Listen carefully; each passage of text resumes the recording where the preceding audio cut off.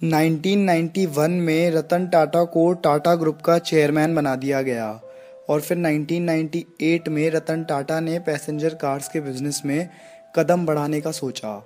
फिर रतन टाटा की काफ़ी मेहनत और प्लानिंग करने के बाद उन्होंने मार्केट में टाटा इंडिका को उतारा। इस गाड़ी पे कंपनी ने मेहनत तो खूब करी थी, पर ये गाड़ी लोगों को ज़्यादा पसंद नहीं आई और एक्सपर्ट्स ने भी इसके अंदर बहुत डिफेक्ट्स बताए, जिसके बाद टाटा मोटर्स 1999 तक आते आते काफ़ी लॉस में चली गई और कंपनी को काफ़ी नुकसान भी हुआ।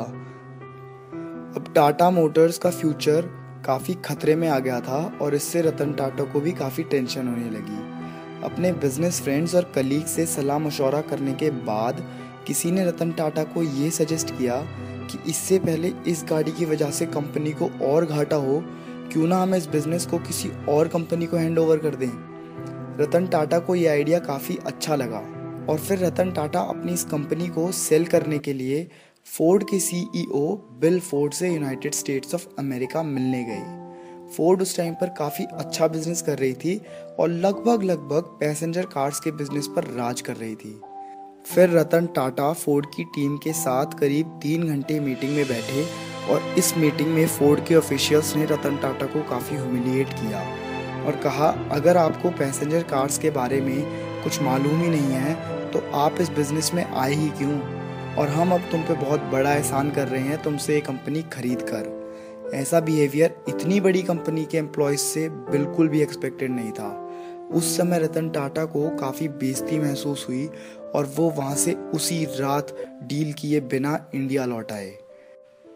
अब टाटा मोटर्स की इज्जत पर सवाल उठने लग गए।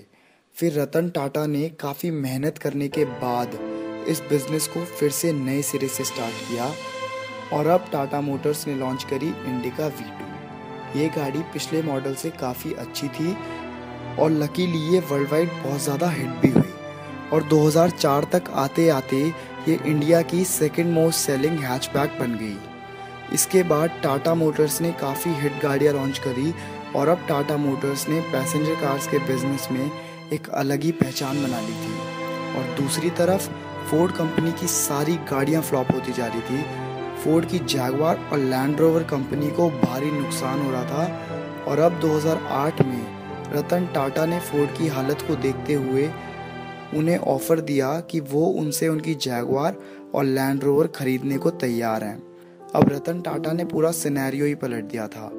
अब बिल फोर्ड ने खुद आगे से रतन टाटा को कहा कि आप हम पे बहुत बड़ा एहसान कर रहे हैं हमसे जैगवार और लैंड रोवर खरीद कर।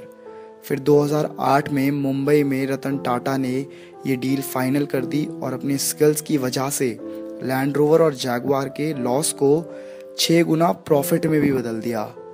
रतन टाटा कहते हैं, none can destroy iron but its own rust can, likewise none can destroy a person but his own mindset can.